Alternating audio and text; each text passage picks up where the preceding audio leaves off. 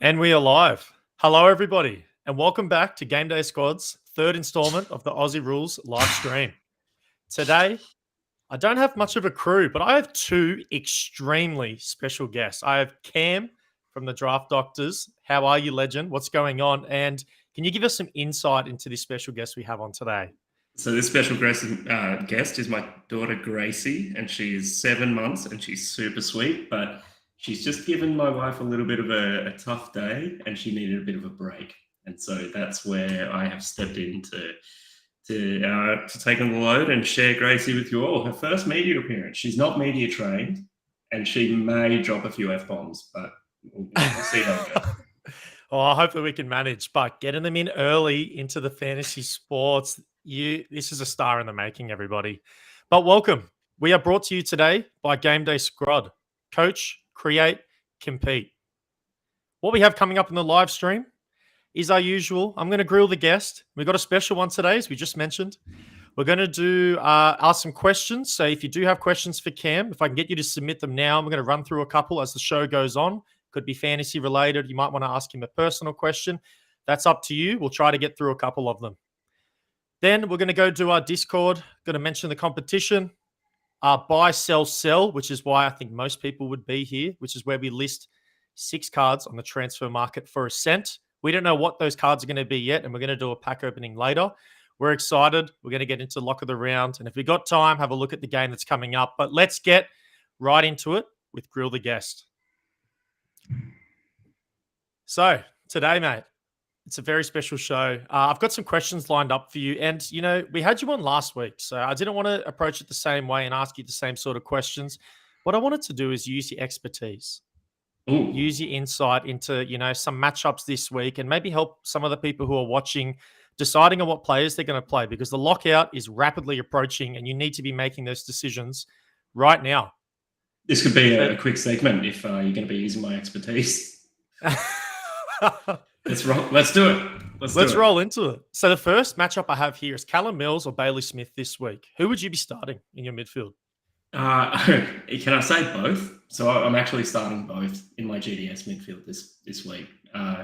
Callum Mills, I think, has a bit of a lush matchup, and I fully expect the Dogs to bounce a little bit. They would have got grilled after last week. I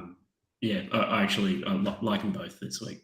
Yeah, absolutely. The Western Bulldogs haven't started the season, I think, as many people thought they would. Haven't been putting many points on the board, but you're right. If they're going to turn it around, they're going to have to start doing it soon. And Bailey Smith is probably going to be the catalyst of that. I think we all know that.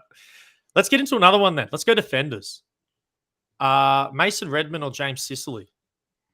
I'm going to err on the side of caution. I'm not a Mason Redmond truther in that I get that he's been pretty good over now a year and a half or so, but for me it's still Sicily is so good and he's so tried and tested, and he's really hard for me to ignore, so I'd be starting Sicily there. Okay, that's very good news, because what about yourself, man? Who would you start?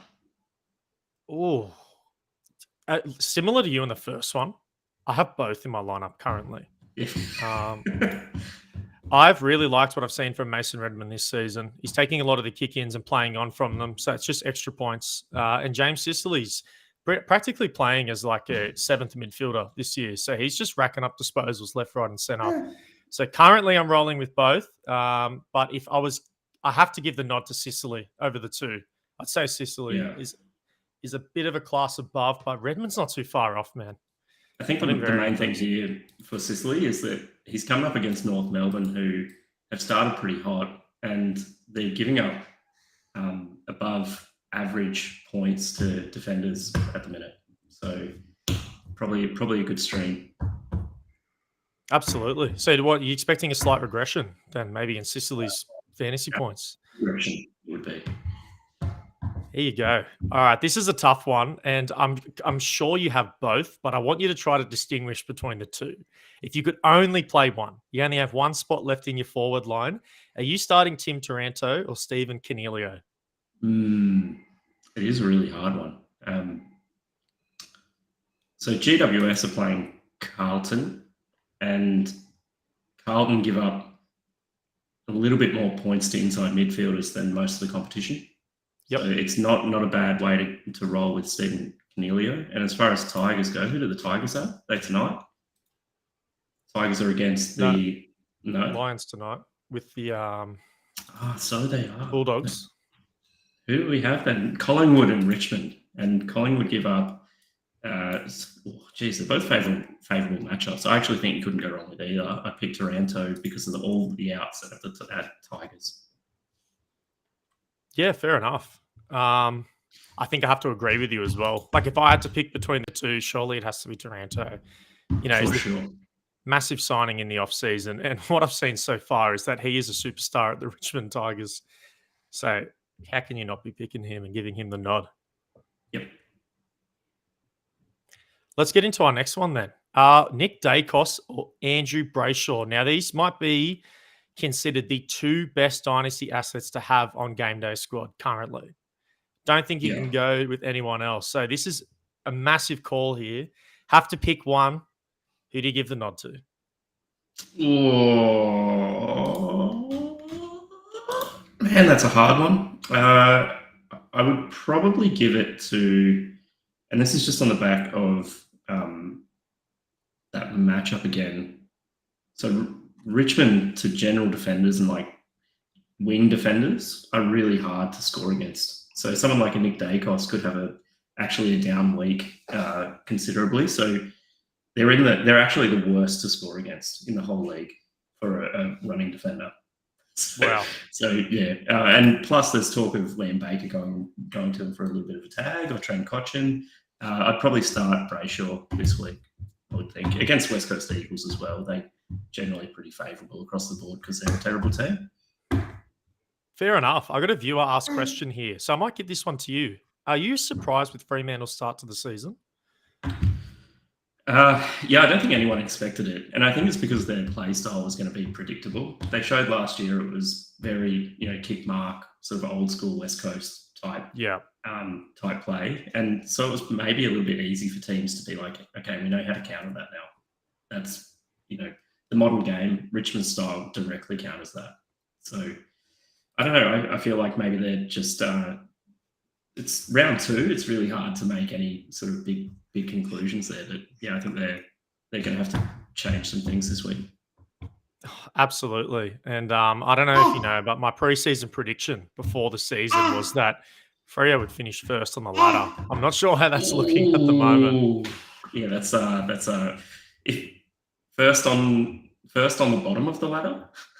Is it the first to the bottom? Surely. Anyway, I think it was opposite day when I said it. Yeah, you're right. Yep. You're right. I must have been confused. And one more. I want to do another midfield matchup because I feel like midfielders, as we know, are so important. They score so high in the game. So Rory Laird or Zach Merritt? Ooh. There's a reason I didn't want to play Zach Merritt this week, and it's because he's going to get tagged into dust. So Marcus Windhager is back for St Kilda for his first proper game of the year. He held people like crazy last year when he tagged like to super low scores in the teens at times. Yep. So there is a very high chance that he runs with Zerrett or Parrish. The flip side of it is they didn't bring Bytel back in, right? And Jack Steele is out. So they may need Windhager to actually play as a midfielder instead of a tagger. But yeah, I'm scared of Zach Merritt this week. I'd be locking in Rory Laird. Okay. And yeah, that's a great question. With Jack Steele out, can they afford to be tagging? Yeah, I'm not too sure. Yeah, it's an interesting dynamic, and I guess we're just going to have to wait and find out, and that's the beauty of the game. But I've got another community question for you. With Max Gawn's absence for the Melbourne Demons, do you see a scenario where Mr. Grundy can be a top-tier ruckman whilst he's out? We can just skip that one really easily. Yes, absolutely. So my going in GDS ruckman every week is Ron Marshall because I don't have a Tim English, right? But I've subbed him out for Grundy this week because Ron Marshall is coming up against Essendon and Sam Draper, who is the hardest ruckman to score on in the entire comp. Like he doesn't score well himself, but he's very good at nullifying opposition ruckman. Whereas Grundy should walk all over. Who have they got? Before I say that, Swannies, do they not? Yeah, so he's going to trample Laddams, I would think. You know what? He is. He is. I'm a bit concerned about this matchup, but I'm really hoping, my beloved Swans, the midfield, can at least read Grundy's taps and play off him, because I don't think they're going to be winning too many themselves, as you just mentioned. I want to give a shout out to our Discord competition. So anyone who's watching right now, if you're not part of our Discord, I would highly recommend going over there. It's free to join. We have a Discord comp every single week, and all we ask you is who's going to be the highest scoring player in this round. And you win the common packs that are on the screen right there for free. But we take it a step further. If you can guess the exact score that they get, we'll throw in on top of that a bonus rare pack for you to open, just to juice up that squad a little bit more. So I'd highly recommend you get in amongst it. And with that, Cam, do you have any advice for what people could be guessing this week? Yeah, so I'm guessing the same person. So my strategy going into this season for this comp is to guess the same person and the same score every week until it hits. And it so far has not. But Darcy Parish 140 is my just going in situation. But I think ideally try and find someone that not many other people are leading into, and consider key position players. Like Tom Stewart has a potential to pop out a 180, which will blow any midfielder out of the water on most weeks. But 100%. Not Tom Stewart, sorry, James Cam. But even Stewart himself, man, when he's playing, at least, goodness. Unfortunately, we all saw what happened in round one. That was not too pretty. Yeah, correct. Yeah. But for me, I think I'm going Rory Laird. I loved what I saw from him last week. He nearly had 40 disposals, high tackle count. I would be saying around 160. So if you're a bit lost, that's my recommendation for you. But yeah, take it or leave it. I like it a lot. All right, but we're going to get into our next part here. It's going to be buy, sell, sell. And this is my favorite part personally that we do on the show. And Cam, what I'm going to do for you, I'm going to open up three player packs starting from common, going to rare and unique. What you're going to do is that you're going to select one player from that to keep. The other two, at some point in this live stream, are going to be hitting the transfer market and it'll be sold for a cent. I'm so excited for this bit because look, it's bloody good. Come on, let's do it. Load up the common. Absolutely. Let's get the common going.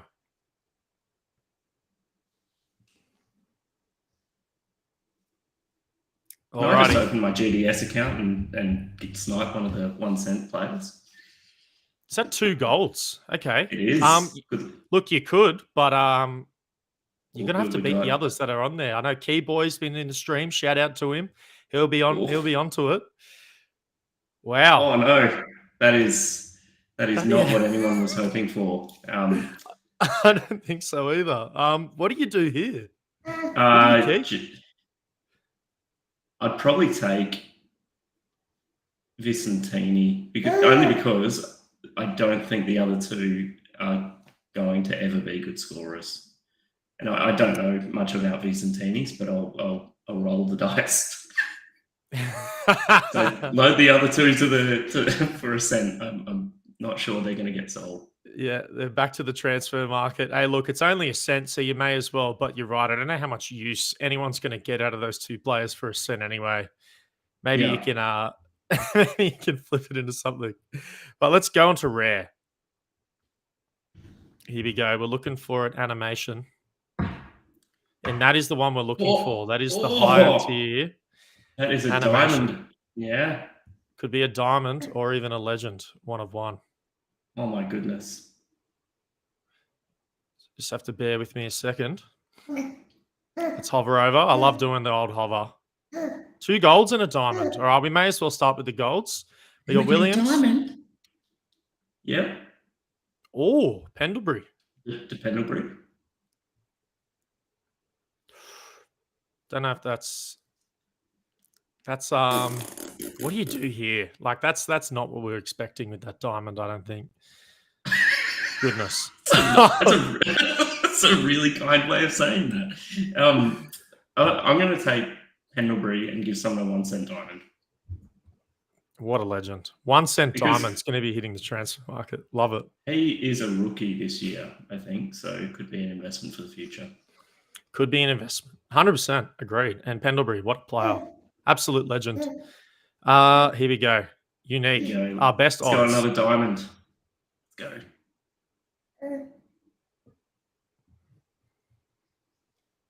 Oh, That is not what we were looking for.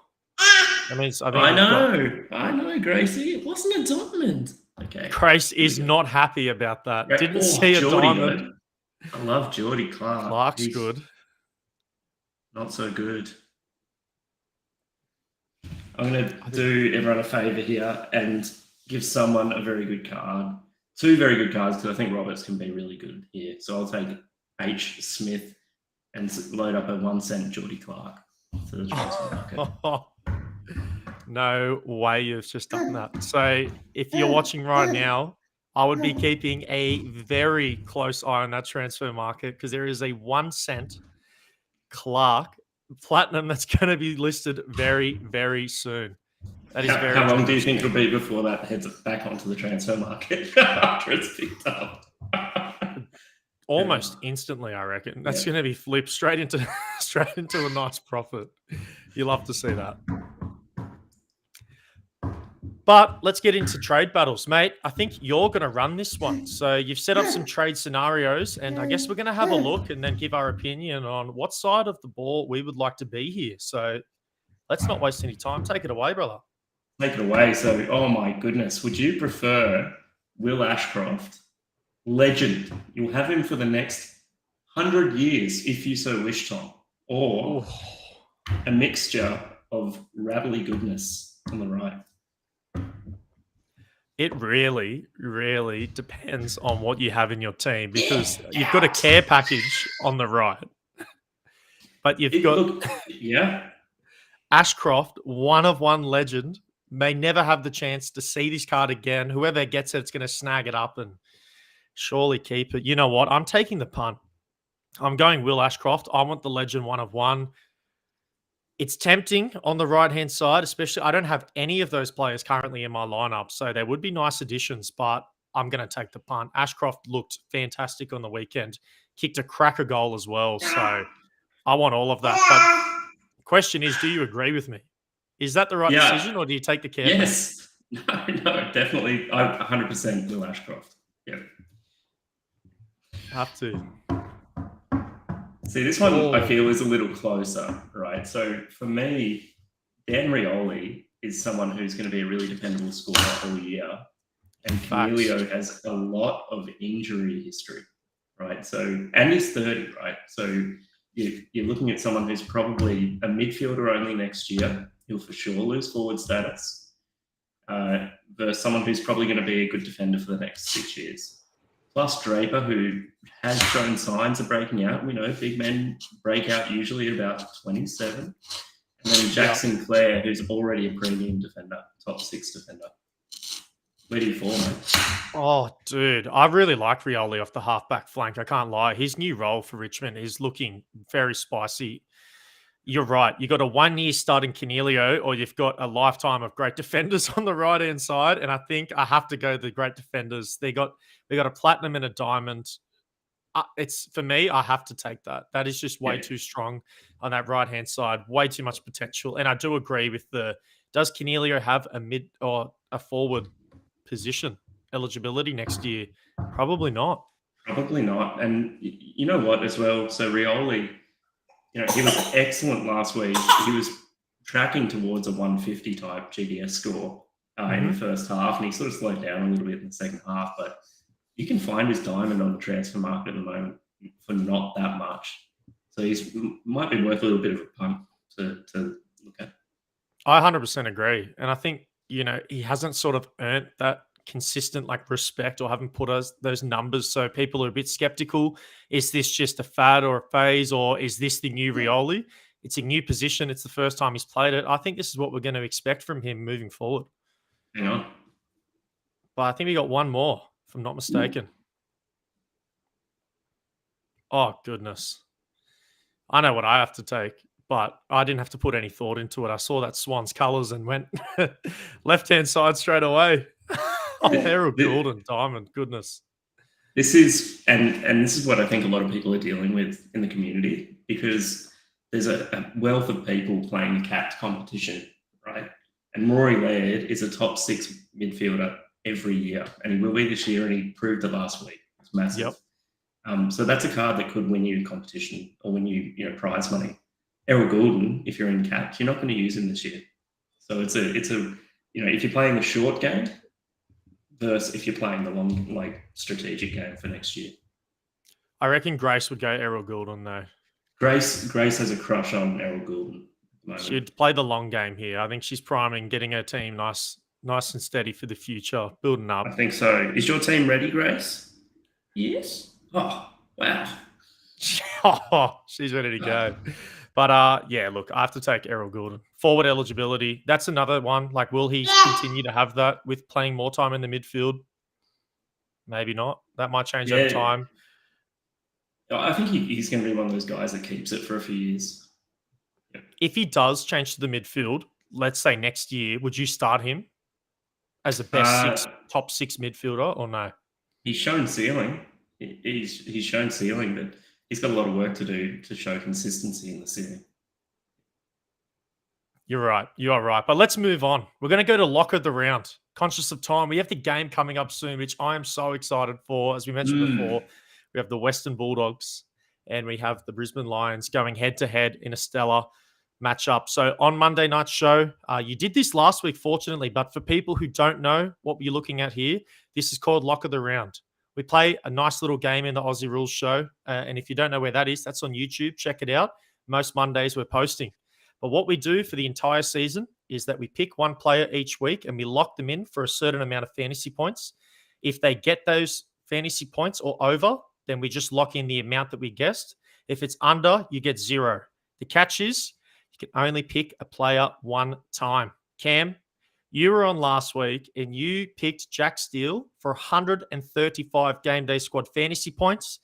This man has gone on to break his collarbone and finish on exactly 135 Game Day Squad fantasy points and was top of the game. So although he was injured, broke his collarbone, he was the best fantasy scorer of the game. So you're off to a cracker start. Massive score guess and got it. Massive. And you know what? I'm looking at your scores that you've gone for this week, and it's a little bit up there. Like, you're moving it up there. You guys were all conservative last week just to get on the board, but I'm going big again, and I reckon I'm going to go. I'll probably go as big as Cal. I might go, and I'll go his favourite player, Jack Zeeble, at 126, just to say that I went higher than him. That nothing would make me more happy than waking up on Monday and knowing that we're going to that show with Jack Zeeble hitting the lock of the round and LDU missing it by a point or two. There's honestly nothing that would make me more happy. But, mate, that's a cracker guess. Zeeble, 126. Let's see how it goes. But for anyone that doesn't know, we don't have the leaderboard here, but the community is out in front at the moment. So smoking us on the Aussie Rules show. I'm hoping that Redmond can do me good this week and get me on the board. But I think we've got a little bit of time, so quickly. Do you want to touch on the next game, the game that is coming up? I wanted to ask you a couple of different questions of the game because I need to know, first of all, who's going to be the highest fantasy scorer? Oh, it's so the Lions have been a really poor scoring team this year. Even Lockie Neal has been down. Dunkley has underperformed, to his lofty standards. Yep. I'm going to back in the Bont to have a massive game. Yeah. And just, I think he's about due. He's the type of captain that leads from example as well. And the Dogs need him at the minute. So I reckon he's going to go massive. Thursday night lights, no better time to do it, right? Bang. Oh, wow. Wow. Okay. Well, then let's go the other side. Who's the highest scorer for the Lions? That if you're predicting that Bond's going to come on top for the game, which Lions player do you want to be starting this week? It's still Dunkley. Like, even though, so his role has changed significantly, which is seeing his score drop. So he essentially is receiving another 30% centre bounce attendance than he was previously at the Dogs. That's meant that he doesn't get as much outside ball, but he's still cracking 95s, right? It's Yep. not going to take that much. A mark and a kick gets him over that ton. Easy. 100%. Then last Yep. one, before we wrap up the show, is there someone you're avoiding in this matchup that you wouldn't want to be starting this week?